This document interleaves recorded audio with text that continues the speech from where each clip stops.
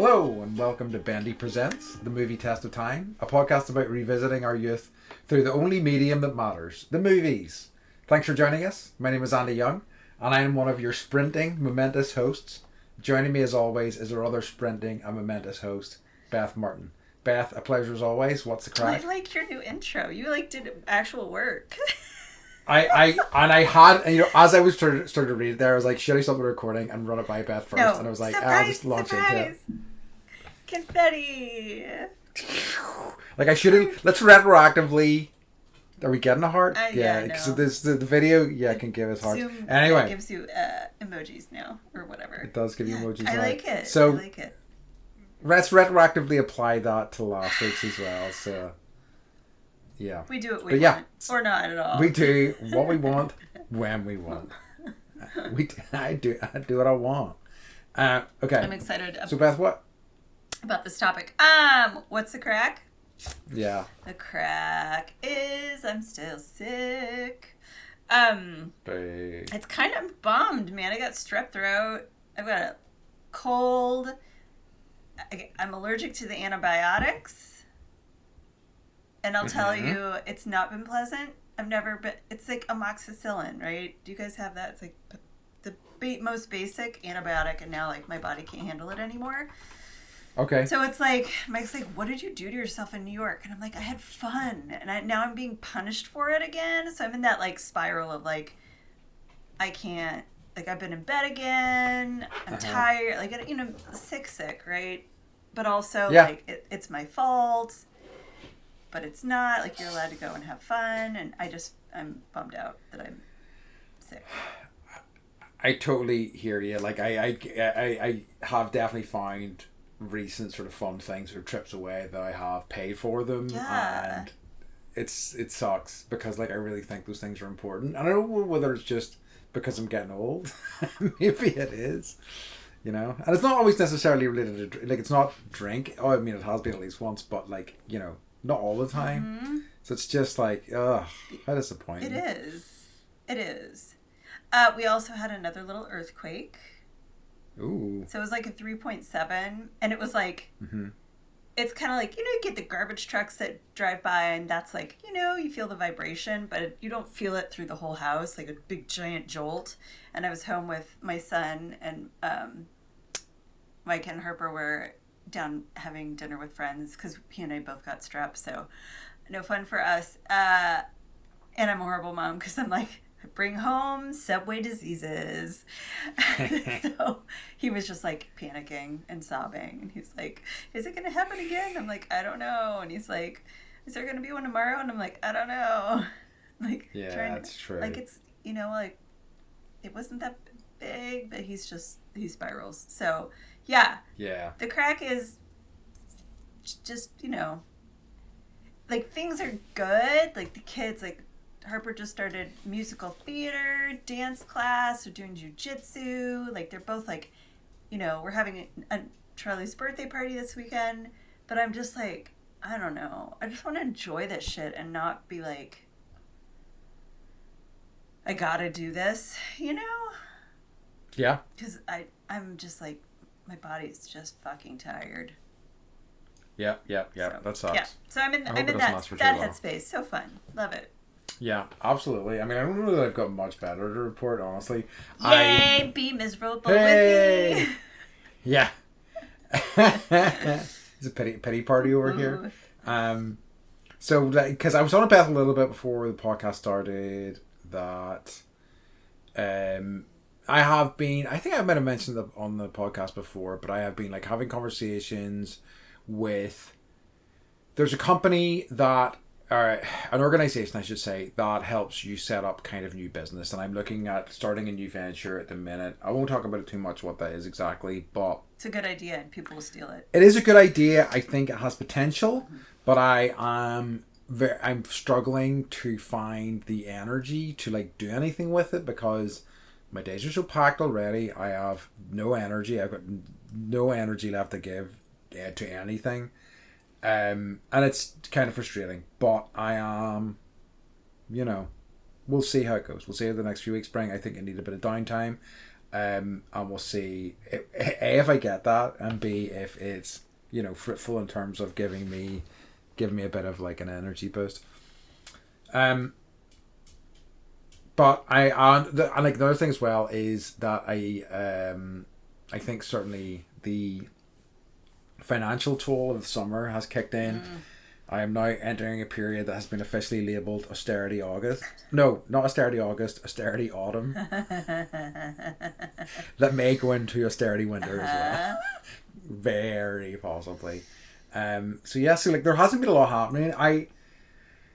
Things that I did want to talk about though, that I thought you might quite enjoy was I started watching the Charlie Sheen documentary. Oh my god, me too. Oh my god. Yeah, I've only seen the first episode. Okay. So I watched it twice because I was just like, what did I just watch? And then I'm like, it's something else. It really is. It's something else. It's kind of why, because like I started watching it, I was like, oh shit, has something happened to him? Is this why there's a documentary? And it's like, no, he decided to do a documentary. Yeah, he's 60. Yeah. 7 years sober, which I didn't realize, which is good work, Now 8, because I think they recorded it last year. So yeah. Oh, that makes sense. Yeah, I really like. He's done some really messed up stuff in his life, and has hurt a lot of people around him. But I feel like it was interesting just to hear, like, from him, but also like through the lens of his friends, like John Cryer, yes. Sean Penn. Like, I didn't know that all these guys like grew up in Malibu together and were just like running around with a Super 8. Yeah, like that was cool. Martin Sheen is like, I don't know. I liked him already and I had respect for him already, but like as a parent, he really worked really hard. Yes. To keep his son, his son alive. So I'm not going to give anything away because, I mean, he's still alive. So, but it's true. Yeah, it is kind of interesting, and it's like, it kind of makes the point in the first episode. It's like, if you are in a movie and ostensibly in the starring role of a movie that wins Best Picture Oscar and you're 20, yes. That's going to give anybody like a colossal ego and make you think you're fairly untouchable, and and I think it just kind of spiraled from there basically. But very interesting and definitely worth a look. Well, I'm excited to hear what you think of part 2, and then we can discuss it next week. I'll hopefully have it watched for next week. I have also been playing, so like I don't know if I've told you, there's a board game I've been playing a cooperative board game with my girlfriend called Time Stories. And how Time Stories essentially works is it's like a deduction game, and you basically are time travelers. You're sent back in time and you have to solve like cases and things like that. So it's like Clue but different? Kind of, yeah. They've got like settings that are like themed around, I guess, both actual historical things and also like sci-fi movies. Like there's one that's kind of based around a thing. There's one that's set in the 90s that's like a zombie outbreak style thing, which could be any number of movies.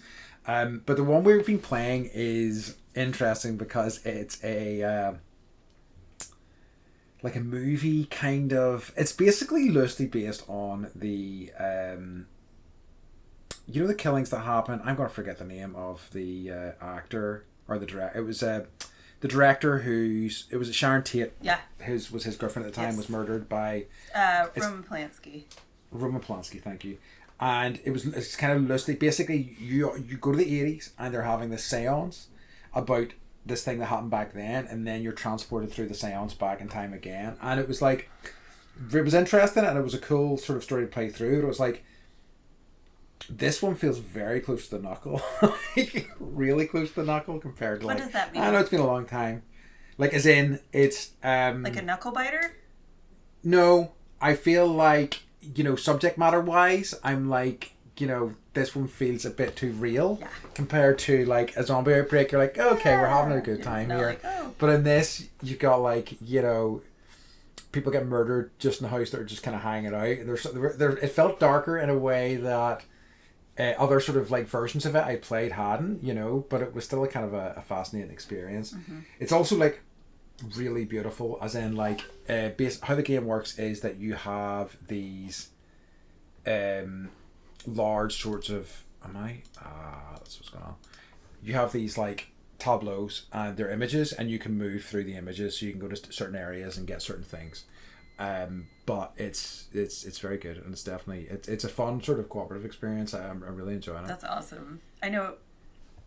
You know me and murder, so I'm hip to the. Yeah, like. That's why I liked the movie Once Upon a Time in Hollywood. Yeah. Because we got a different ending, and that made me feel nice for 5 minutes. Because like it was just like Roman Polanski in general has just had a fucked up life, you know. Yes. And has done horrible things, but also like no one deserves to have their 9-month pregnant wife get murdered in a horrible way. So, ugh. Yeah, it's an interesting one. Because it's like I remember seeing Inglourious Bastards, and whenever like the ending happens, you're like, whoa, yeah, you can do this. Make it to the end. I don't think. Oh, did you not? Okay, no. Okay. They do rewrite history essentially in Inglourious Bastards as well. It's the way you'd hope. Okay. I won't spoil. Right. I won't spoil a 20-year-old movie. Okay, I'll give it a look. It came out. It keeps coming up. I think it's on Netflix right now, and I was like. Okay, hey, I think it's a good movie. Yeah, okay. I think I like most of his movies, so I think it's a good one. That's a hot take, right? Yeah. Quentin Tarantino directs good movies. In case anybody out there, yes, you know, tell me I'm wrong. I'll tell you you're wrong. Anyway, whoa. Okay, this is the breakup episode. No. Are you like are you a super fan? Mike, no, Mike I'm not a super fan. No. I think we have 2 copies of Reservoir Dogs. Oh, really? I think he is great, and I do like all. I think I've enjoyed all his movies, and I think he's pretty singular in terms of the sorts of movies he makes. But I don't think he would be, one of my all-time favorites. Certainly, anyway. Did you get to the part of the Sheen documentary where he's talking about Tarantino? No. Okay, I'll shut my mouth. Okay. Well, there was a famous thing where Fiona Apple, who I believe was dating Quentin Tarantino for a while, said that she basically spent time with him and Paul Thomas Anderson, and they were like on coke, and she was like, it was one of the most excruciating nights of my life, sort of thing. Yes. Very interesting. Okay. So. Do you have any? I just got thrown off there. Okay. I had not deleted all of my notes from last week, and I just saw the sentence "These robots fuck" again, and it made me laugh. All right, I'm being professional here. I have one. Uh-huh. Someone sent us a fun animal fact. Okay. Scientists point out that a cockroach milk is up to 3 times more nutritious than cow's milk. Oh God! How much more nutritious? 3 times more nutritious. Oh, gross. Okay. This person was like, my roach. Sorry, it's just making me laugh. My roach shake brings all the boys to the yard, and they're like, we're going to euthanize you as an act of merciful vigilance justice for your atrocious crimes of foisting cockroach-based dairy products upon this neighborhood. Wow. But isn't that a fun fact? It is a fun fact. Anybody send us animal facts. We will always read them out loud. There's always room for animal facts. Better. Always room. My roach shake brings all the boys to the yard. We need to come up with a portmanteau title that includes both animal facts and movies. Yeah, I know. I'll get my thinking cap on. Yeah. All right. Shall we get into our subject? Yes. So let's start talking very quickly. I was gonna say. So based on what Beth sent me, we're both on speed currently. Yeah. And we're gonna talk about it, right? Yeah. Okay. Yeah. Too much God. Charlie Sheen. Go. Yeah. No. We're talking about the movie Speed, the classic from the 90s. Mm-hmm. Was it 97? 94. 94. Okay, even better. Right. So yeah, So yeah, Speed. It's a pretty good movie. That's my hot take. Another hot take. Yeah. I was like, yeah. I was like, damn. It's like I'd forgotten. I haven't probably watched this in, I don't know, like 10 years. So, quick synopsis. A deranged bomb expert, Howard Payne, rigs a city bus with a bomb that will explode if it drops below 50 miles or 80 kilometers for our kilometer European. listeners. Yes. I did that myself. Thank you. It's up to the officer, Jack Traven, and passenger, Annie Porter, to work together to keep the bus moving and save everyone on board. It's pretty exciting stuff and a good summary. I mean, the summary doesn't do it justice, I will say. It is one of this, like, because is it like Sandra Bullock's big? That was her big break. Yes, that's kind of what I thought. Because that's the first time seeing it and her and kind of falling in love with her a wee bit. Totally. Immediately. Everybody did. I was like, she was like, we can talk about that a little bit further down, but I loved her character in this movie. Yeah, it rocked, and she rocked as well in it. Like I literally, I mean, like I'm sure because it feels like a DVD classic, this movie, or even like a VHS classic before then, because like it certainly would have been one that I would, or friends of mine would have had copies of, and something that we would have watched multiple times, because it's like so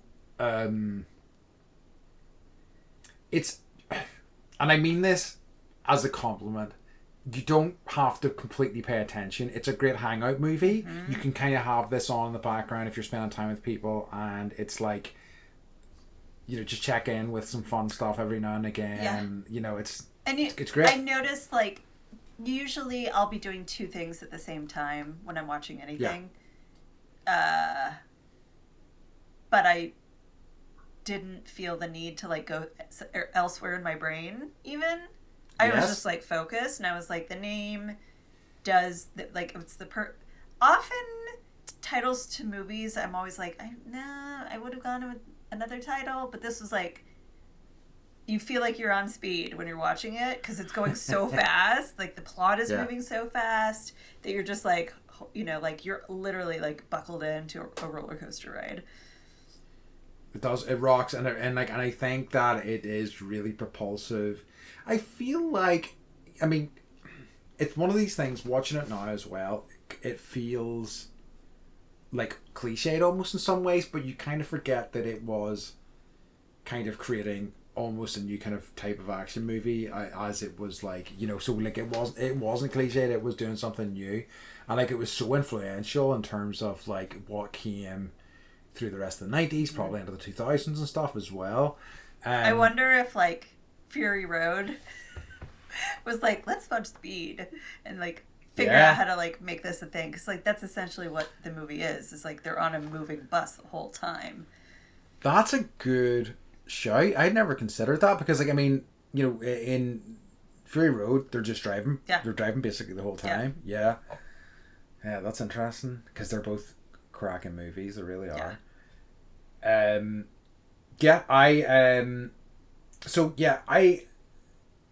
kind of was aware of Jan de Bont, who was the director of the movie, and he was one of those guys where I was like, oh, he must have had a massive career. I just wasn't too sure. I kind of was aware of this, and I was aware of Twister, I should say, not Twisters, which is the recent one. But like, he kind of like stopped directing at a point. He kind of stopped directing in the early 2000s and just kind of walked away from it. It was like, you can't really make films anymore, which is kind of interesting. We've talked before about the sort of changing of how films are made, the space there is for smaller budget films, yada yada. It's interesting to see that sort of change was happening that long ago, over 20 years or so ago now, like the action blockbuster.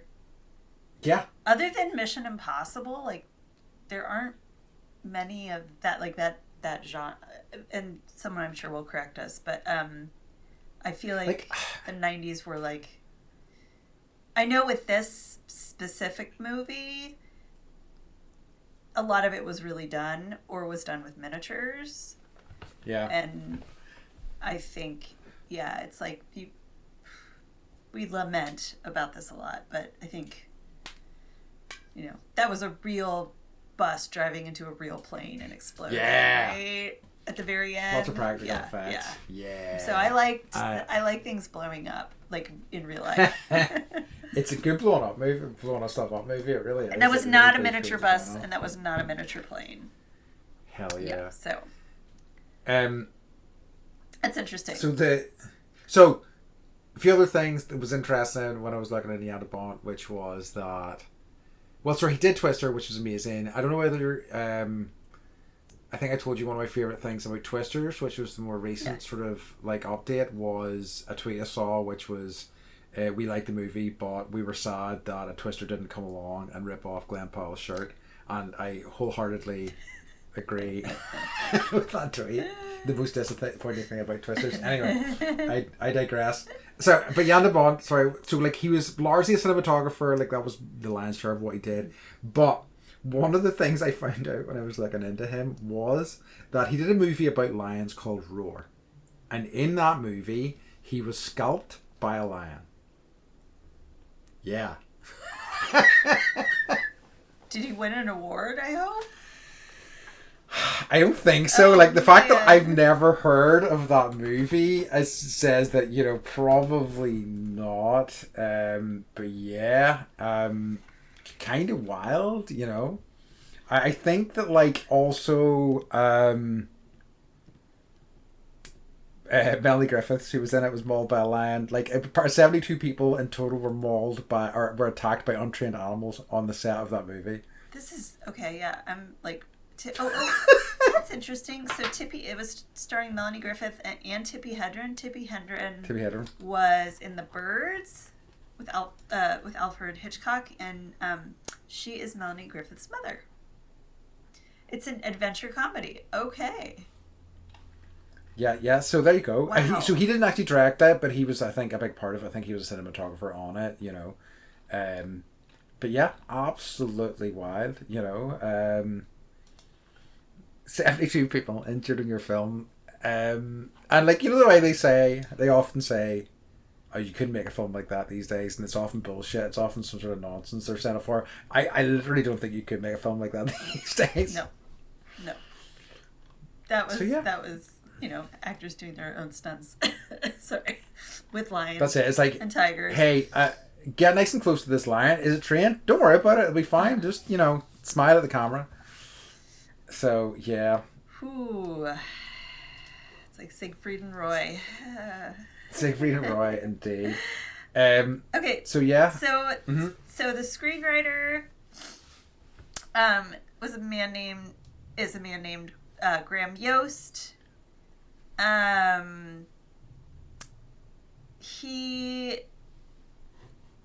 There's another movie called Runaway Train.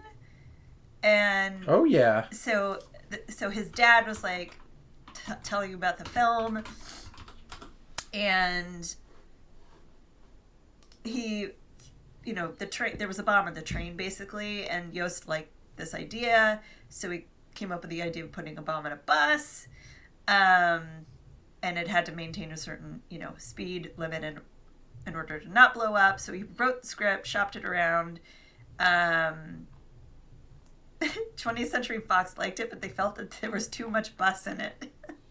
Which is funny, because the bus is one of the main characters, right? Right, too much bus. That's right.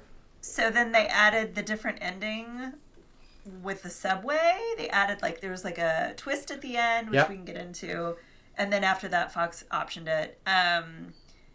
They wanted a different director. And basically, speaking of Tarantino, they asked Quentin Tarantino to direct it. He said no.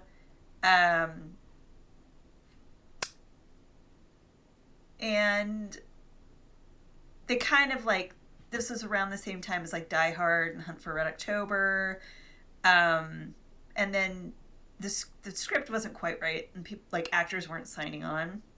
So they got Joss Whedon, who did all the Buffy stuff. Oh, yeah.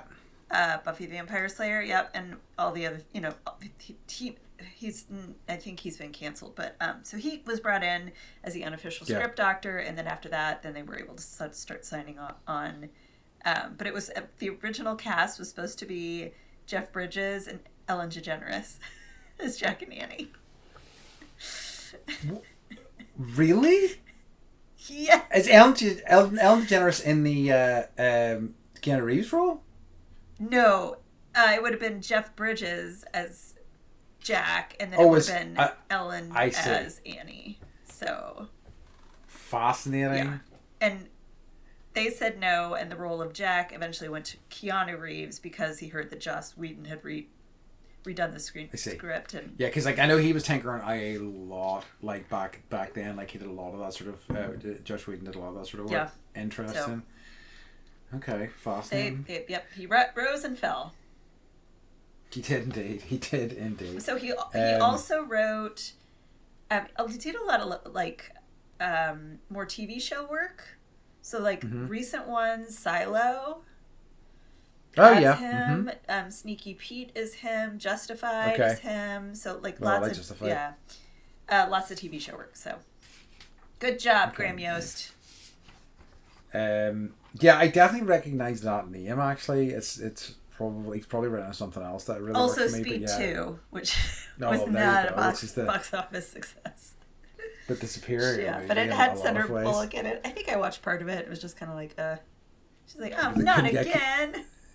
They couldn't get Keanu back.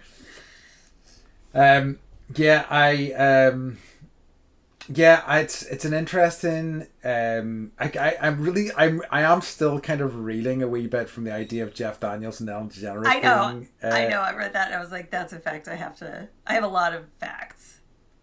It's wild to me. Wild to me. I know. But yeah, but that would have been a drastically different movie. Yes. Drastically. Yes.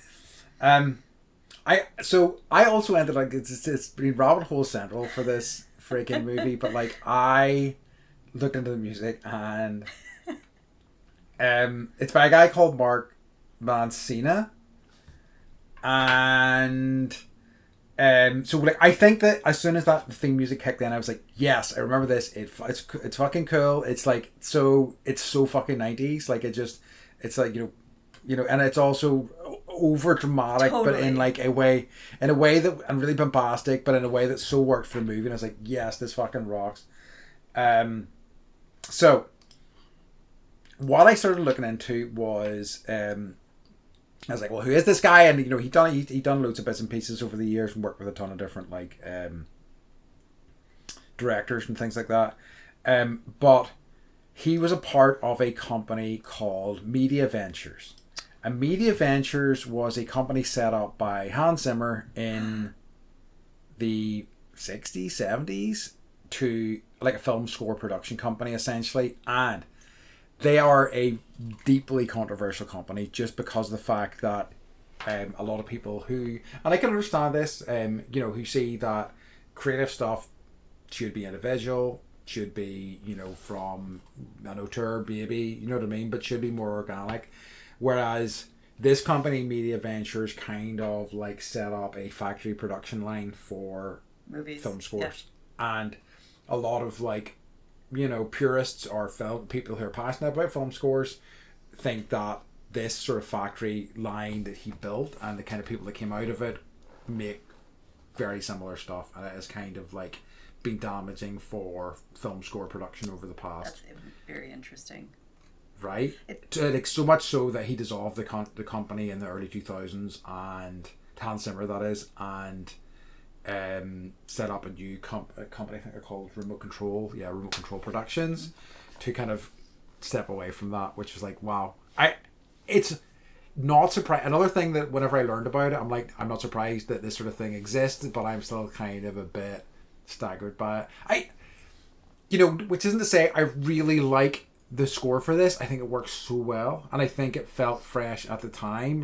It's in so many ways, I think, apart from the core score, very sort of propulsive and also perfunctory in a lot of ways. It's just kind of it's just action. It doesn't feel like it's really elaborate and ornate. It just feels like it works well for a big dumb action film. It pushes the story.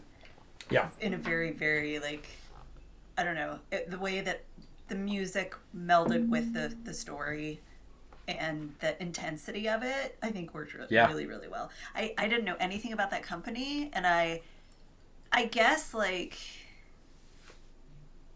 I'll look more into this controversy because I'm interested. But it's like, how is that different than ILM and other studios that focus on one aspect of that's a good point. Movies, and also you're employing musicians could work for one company and make money and have a full-time gig. That's I don't know. It's such a tough one because I do understand it to an extent. And I think that Hans Zimmer is a good composer, and he has done really some of the scores. I don't love all of his scores, but I think that some of his scores he's done have been absolutely fantastic. Some of the best ever. He tours a lot. I see his name pop up a lot. I'm like, I know. I thought he was more of a classical composer, but I didn't know he was into movies. That's fascinating. Yeah. I love learning things. This is good. Right. But yeah, so I thought that was good. I say, but the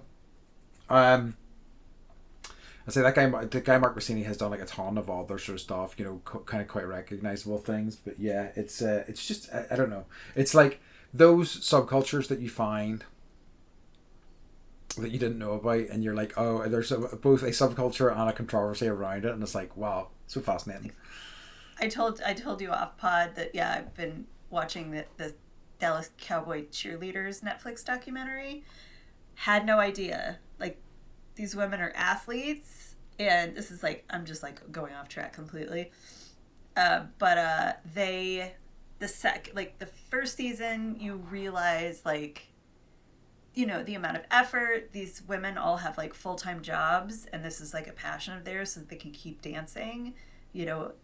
Some are as young as 18, some are as old as 31, 32. And they do the Thunderstruck dance for the Dallas Cowboys, and it's the same. It's 6-minute dance, which is really hard. And it's everyone should Google this and look at just the intensity of this dance that they do for every fucking Cowboy game. That's anyways, but then the second season they were complaining about the fact that it's a multi-billion-dollar. They're the ones that always play on Thanksgiving, American Thanksgiving. So it's a big deal. Dolly Parton sang a couple years ago and dressed up as a Dallas Cowboy cheerleader. I don't know if you remember that, but it was a big deal. She's, Yeah, she's massive. Yeah, she's huge. I think worldwide she's probably one of the most famous people in the world. Yeah, I mean she has her own amusement park. That's when you know you made it. So, so the second season, they started to realize wow, we think we're underpaid, and so by the end of the season, at the very end of the season, there was a lot of lawyers and negotiating, and they were actually able to negotiate a 400% increase in pay. Which means that they can actually do that as their full-time job and not be a nurse, and also then go to practice and I remember some sort of controversy about how little they were paid. It's so funny because I mean, not that situation. I'm very happy that they're getting paid, but I remember going. So I've seen the Dallas Cowboys play whenever I was in. Yeah, when I was in Dallas with an American company I used to work for, and we spent a week or a month over there, and it was in football season. I was like, if I can get a ticket, I'm going to go because did you see Thunderstruck? I'm wondering because now it would have been if it was a home 20 years ago. Well, no. Yeah. Well, I'd say that I bet you that's something that has been going on for a long time, and it started. Whenever you said it, I was like, huh. It started triggering something in my brain, and there's a distinct possibility I have seen it. You should YouTube it when we're done. Anyways, sorry, so off track. But it's just like these little worlds and pockets of like how things operate, and you know, these women that really just want to dance, and like, I don't know, it's pretty cool. It is very cool. Yeah, fascinating. I'm glad they're getting paid well. Me too. Because when somebody asked me at the time, and I was like, they must be getting paid well, and it's like, it turns out you working for an organization that probably makes insane profits, and they were getting paid a pittance. They were getting paid the same as Chick-fil-A workers. Ludicrous. Absolutely ludicrous. Yeah. And like their entire career, like 20 years of dance experience. Anyways. Yeah. Back to Speed. Yeah. Do you want to talk about did you find any of it like believable or not believable? I mean, I feel like it's so heightened, right? Yeah. There's something that really struck me, and this may be an odd thing to pick holes in, but there was whenever Jeff Daniels' character was shot near the start of the movie, and they have like a congratulations sort of party with him. Yes.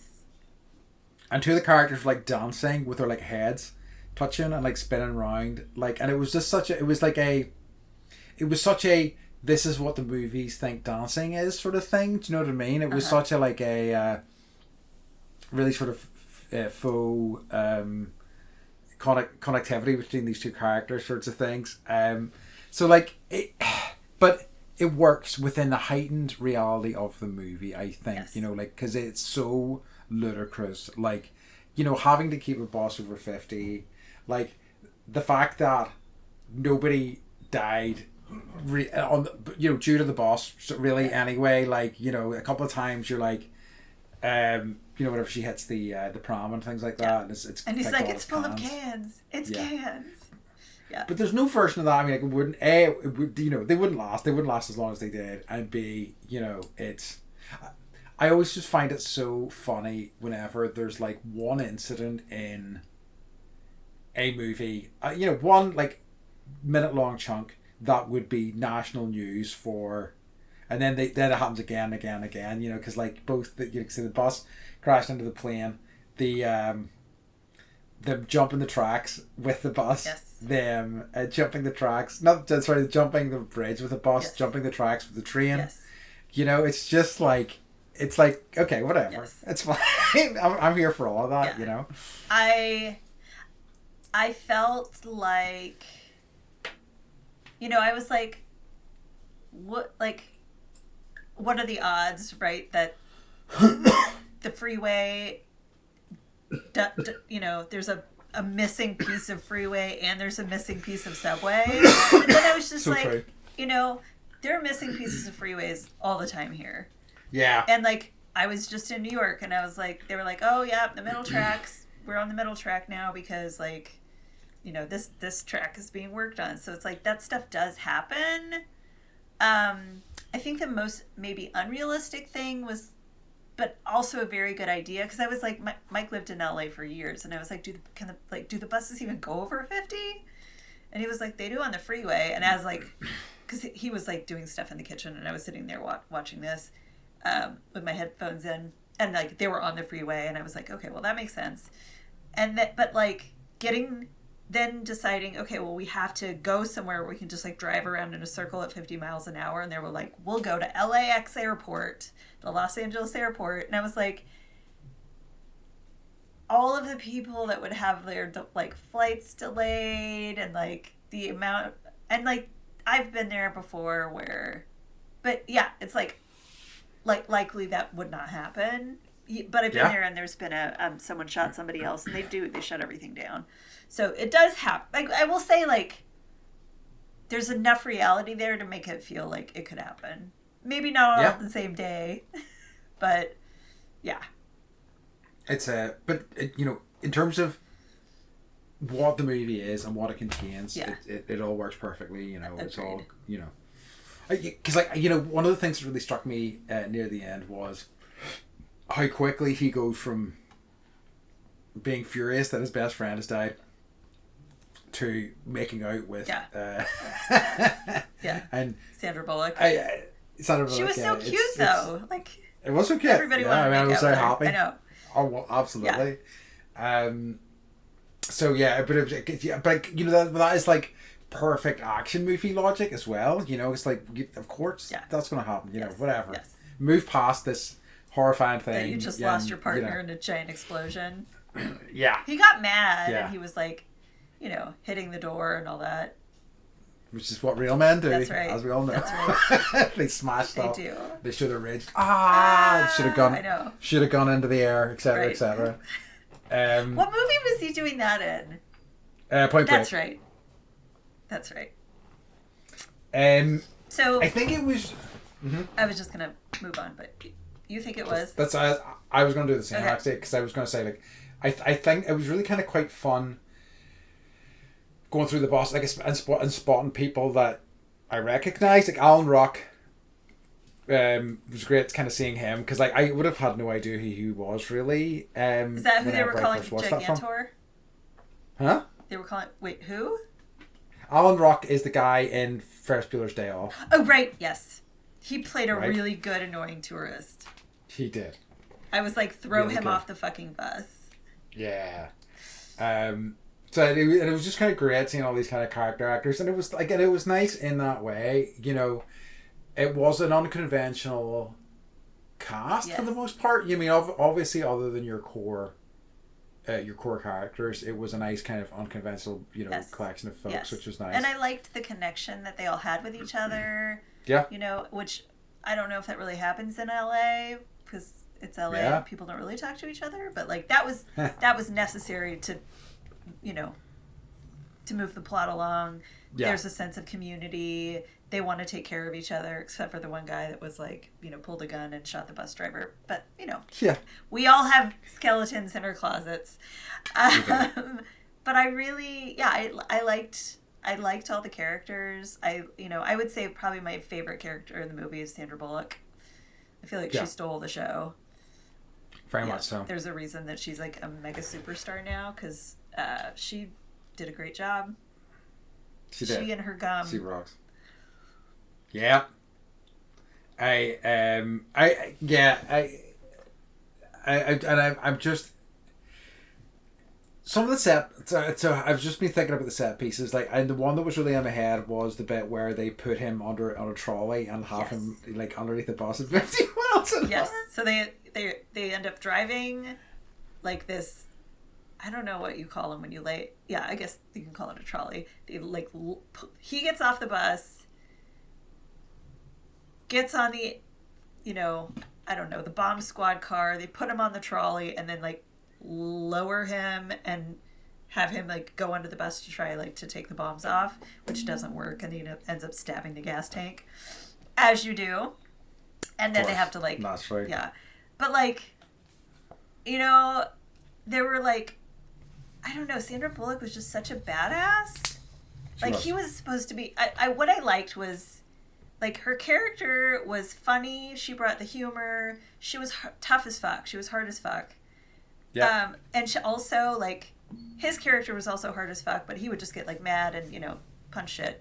Of course. But he would be like, are you okay? And she'd be like, no, I'm not okay. Like, you know? Like, she said that, like, 2 or 3 times, and I was like, thank you.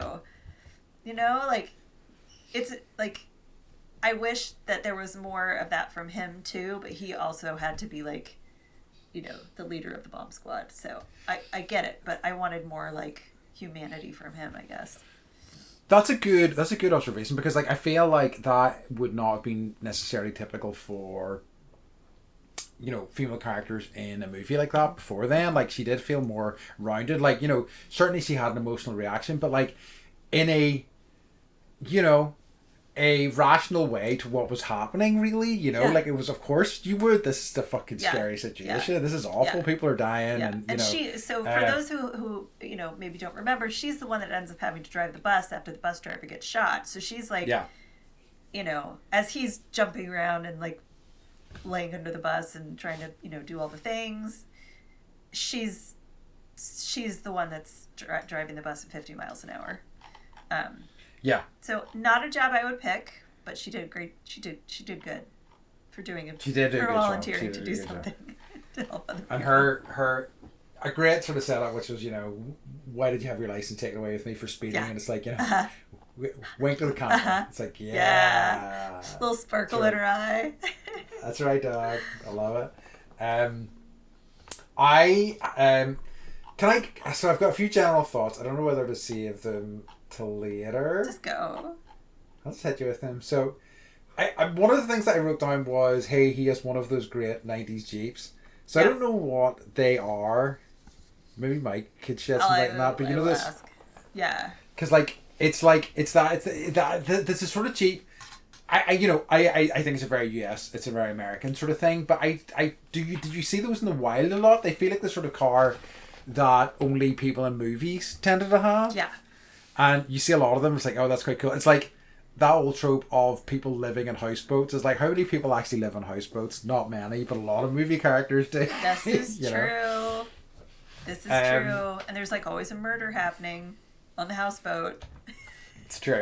This is it. That's true. Well, it's a perfect place for it, right? I thought that because I feel on the posters the movie title Speed is presented brilliantly. It looks so good, but whenever you see the title in the opening credits, it's fucking terrible. It's absolute. I wrote down the opening credits were not.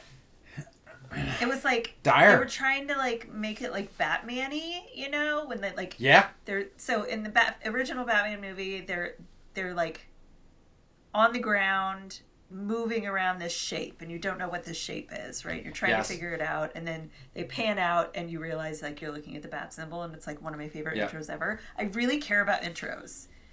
Yeah. That and Flight of the Navigator when the dogs are playing frisbee in slow motion. I was oh god, I really care about intros. This one was boring. It was so boring. It was just an elevator shaft that went on forever. Literally the only saving grace was the music. The music kicking in. Yes. You're okay. And the graphics were terrible. I agree. Yes. But it's such a shame because I feel as I say, the movie, the kind of title on the movie posters looks great. Yeah. It's red. It's punchy. It's got a slash through it. It's fantastic looking. So it was oh, why not use that one? The marketing teams didn't talk to each other on that. Apparently not. Yeah. And the other thing I wrote down, and I don't know how true this is, I guess it's mostly Jeff Daniels' character, and I suppose also Dennis Hopper's character to an extent. But I said the whole movie has I was one more week from retirement vibe. Yeah. I don't know. Yeah. Yeah. That's kind of hangs over it for me. Yeah. Also, Dennis Hopper's character is the same character as in Waterworld. That's a good point. I was just when's he even gonna lose his eye? He was already missing part of it. It was just the same. And so I wrote somewhere. What the motivation wasn't good enough for me. His motivation was, he got his hand blown up or something, so he didn't get his full pension, and so he wanted his $3.7 million pension because he was a cop.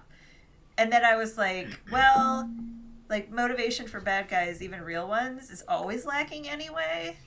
Yeah, that's true. All the stuff that happens every day in the world and the motivation is I didn't like them, or I didn't like what they were saying, or whatever. So yeah, I guess that was I wanted more of a reason for him to want to just love blowing things up and loving killing people. Yeah. But yeah, I did you have some fun facts or any other sort of things? I have a lot of thoughts. How are we doing on time? Okay.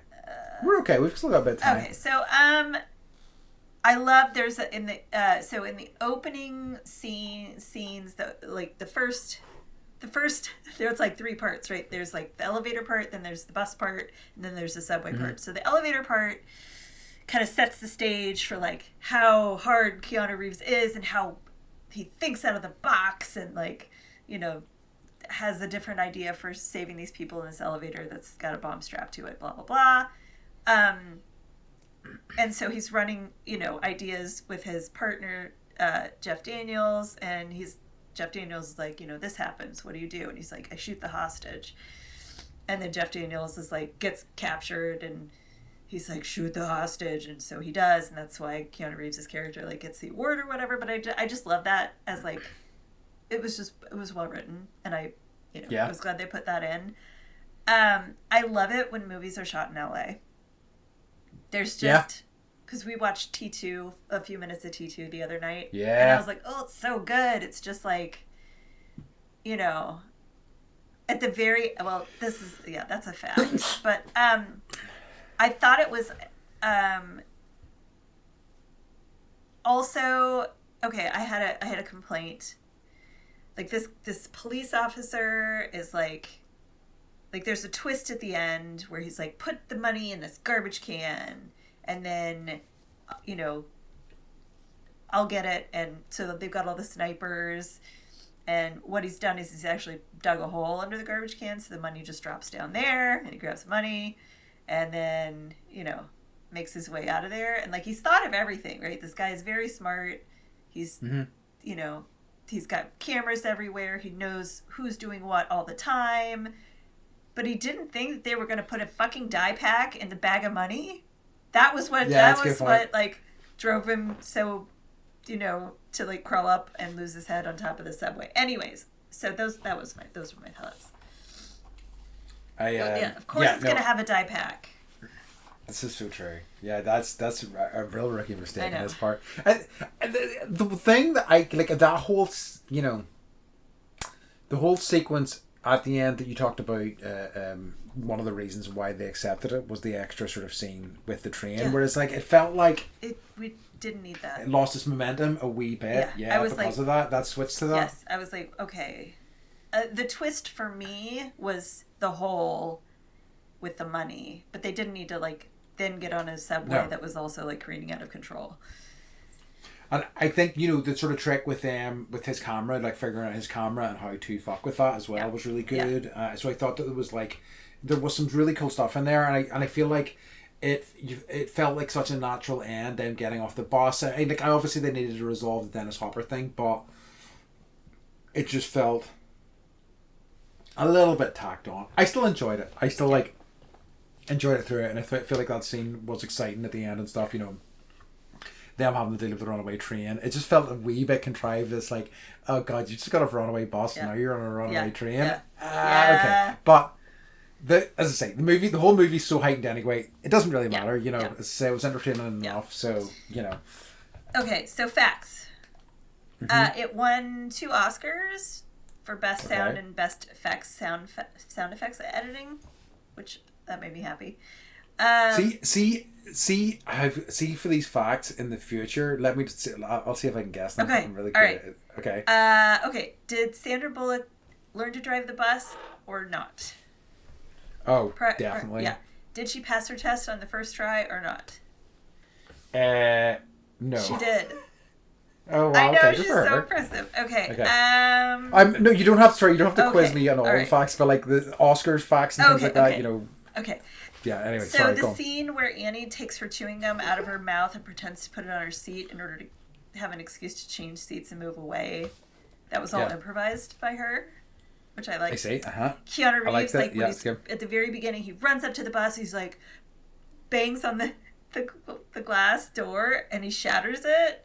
That was all accident, but they left it in because it was like heightened the emergency feeling of it all. This has come up in another movie we watched, and I can't remember which one. But they say a 20th Century Fox producer realized that they might have a hit on their hands when he noticed that during test screenings, the audience members would walk backwards when they needed to go to the bathroom so they would miss as little as possible. Oh, that's cool. But I've already read that fact for another movie. So I think I'm like, there must be a list of questions or things that they're looking for with these test audiences. Yeah, interesting. Those things in particular, that's maybe a common one where they're like, okay, we've got something here. Yes. The bus jump scene was done twice. Because the first time it landed too smoothly. So they did it again. Interesting. Let's see. Keanu Reeves did approximately 90% of his own stunts. Nice. I know. Made me happy.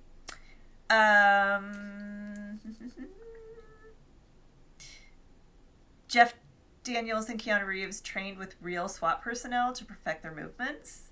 Okay. So that's the part I love. It's like when you're an actor, you get to learn what it's like to be other people, and I'm just like, I'm jealous. So, the watch that Jack wears is a Casio G-Shock DW 5600C that had been discontinued by the time filming started, but there was so much demand that the company started making it again. Wow. The opening credits that I was complaining about descended down an elevator shaft that was created with a 35-foot miniature laying horizontally. This fact I love.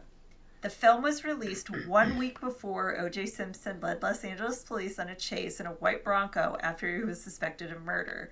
After the Bronco chase, many audiences who saw the film in theaters noticed how closely scenes from the film resembled the real-life Bronco chase, including the media coverage and the aerial shots of the Los Angeles freeways. So the chicken or the egg there, speed came first. Fascinating. Yeah. And this is another reason when I was like, I love it when movies are filmed in LA. So at the very end, the subway crashes out of this like work site that they're working on, and it skids down Hollywood Boulevard, and it ends up in front of Grumman's Chinese Theater.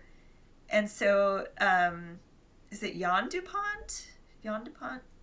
Jan DuPont? Yeah, Jan DuPont. So he's a Kubrick fan, and so the crash ends in front of Grumman's Chinese Theater, and they're re-releasing 2001: A Space Odyssey. So that was a nod to Stanley Kubrick. Nice. And then this one I think you'll like too. This is my last one.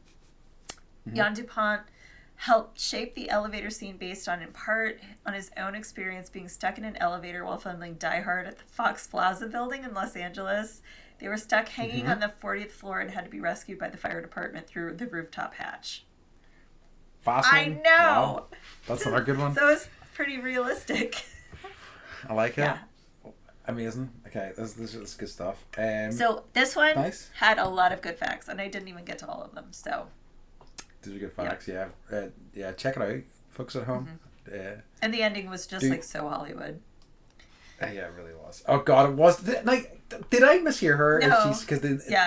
She says let's. So he says something along the lines of, I hear relationships that start under high pressure circumstances don't work out so well, and she goes, let's base it on sex. Yeah. And that was the last. That was the last line. That was the last line of the movie, because I was like, they can't end it on that. And then they paid it away, and I was like, oh. Oh no. Oh no. Yeah. So. Yeah. Okay. I mean, like, all right. You know, you do you, Speed. I guess. Yep. Okay. Love it. So, you know, I think before we render our verdict on this, I think we need to get to the part of the show that everybody has been waiting for, which is Too Legit to Fit. Who had the best outfit or outfits in the movie? I think it's more outfit in this one because, you know, people didn't get the opportunity to change a whole lot because of the circumstances. What I've written, I've just written down here, Sandy B all day. Yes! Sandy B. I would wear her outfit. So I know, with the boots so and like, it was like such a 90s dress, and like, it is. I was like, that's something I would totally wear. She's just everything about her, and this is just she's. Oh, she looked incredible. Yeah, she's always she really does. So so all that. I don't even think anybody else even comes close in terms of like. There's nobody else in the running as far as I'm concerned. You know. No, not even like. Yeah. What's his name? Alan whatever. Alan, with his like rock, camera, and his suit. No. Yes. Sandra Bullock. The friggin' nerd. Right. Okay. So, so Beth, what do you say? Revisit, remember, refuse, or redo? I get the fuck up. Go to your whatever and watch Speed. Yeah, revisit that motherfucker. Yeah, this is like the one I'm so far most excited to tell people to revisit. Yeah, because it's really good. It holds up really well. It does. It was risk. It was fun. Yeah, it was like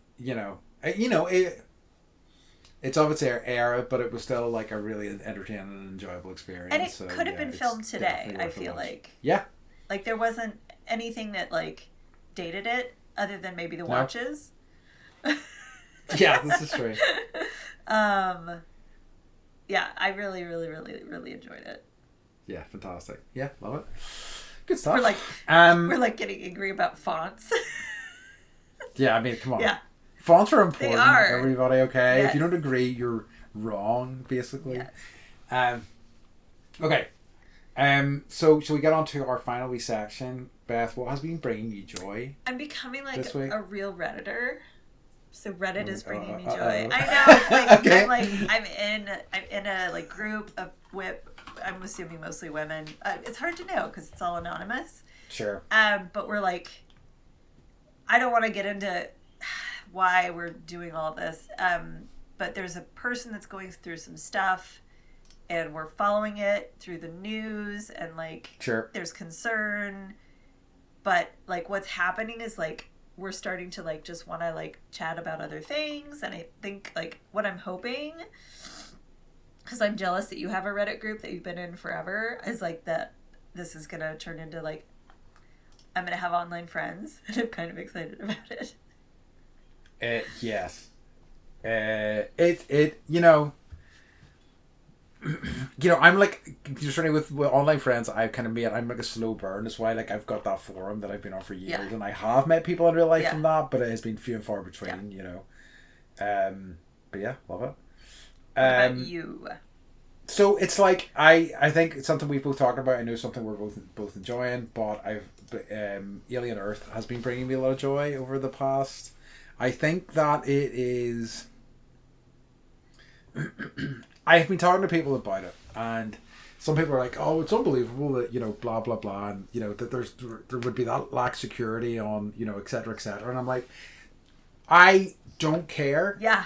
About those things that much. Yeah. If a story is carrying me along, if I'm finding the characters compelling, and I am like, there are people I hate in that show. There are people I love. There are people like I'm curious to see what their motivations are, and as a result, I can like paper over any of the sort of like other nonsense, and just kind of enjoy it. I think that it has so many cool, fun ideas, and I think it's doing fun things with them. So I'm all the way in. I love it. And really, really loving it. Yeah. I have not started watching this because I've been in quarantine. Like Mike moved into the office, and normally we watch shows, but it's like he's got to go out of town next week, and he doesn't want. So I think he's moving back in today. So it's what is it? Alien Earth? What is it? Alien Earth. Yeah. Alien Earth. I thought because we had talked about it because you said you were looking for something to watch. Yeah, and you recommended it with Mike. I never listen to you. I do not, and I should more. On it, listen buddy. to me. Yes, when you're like, you absolutely watch Shogun, and I'm like, I'm not gonna do it. Shogun's so good. I'm thinking about rewatching it. Actually, I really have been thinking about that. If you start a rewatch, then I'll start watching. Then we can talk about it. Okay, that's a good reason to do it. Right. I think that like but I know you have also said to me that you prefer when a show is completely out, so you can just watch it all. So like I'll say Alien Earth is like 2 episodes away from being finished this season, so maybe wait. might be a reason to hold off. Yeah, but I think you'll dig it. I really do. Oh, one other thing that's bringing me joy. The show. Do you have Apple TV? Yeah. So I've started. It kind of reminds me of You and I. It's a show called Platonic. Yep. I've heard it's good. Yep. So it's Seth Rogen and Rose Byrne, and it's like. Yep. They're just it's like there are no shows about a man and a woman not having any romantic relationships, and like I watched an after show with them or like whatever for the next. So now I'm on season 2. It's so funny, and they get into like their friendship is so sweet. So I don't know. Yes, I watched it on the airplane, and it brought me joy. I think you're so right because like it is something that frustrates me a little bit. I mean, like I increasingly love it in like a movie whenever it's like there's a male and a female character and they don't kiss. It's just like they're just friends. I thought about that with Speed. I mean, obviously, like blockbuster movie, they're gonna kiss, but I was like, what if they didn't? And they were like, and she was like, no, I'm gonna go to pilot school, and he'd be like, high five. Yeah, I like that's cool. Yeah. Enjoy that, you know. Yeah. But yeah, instead of ending it with like. Well, then we'll just base it on sex. I'm like, oh. Exactly. I know. I was like, oh no. But yeah. Anyway. All right. Okay. So I think we've reached the end of our show. Beth, can you tell everybody where they can find us? Find us at bendypodcast.com and on the social medias. And if you have recommendations for movies that you think we should watch, and you want to hear us talk about them, just shoot us a message on Facebook or Instagram. Absolutely, please do. We'd love to get feedback, especially on this. But yeah, all right, folks. In that case, as always, we'd like to remind you to stay bendy. All right, nice. All right, we love you, folks. Love you guys. Bye. Bye.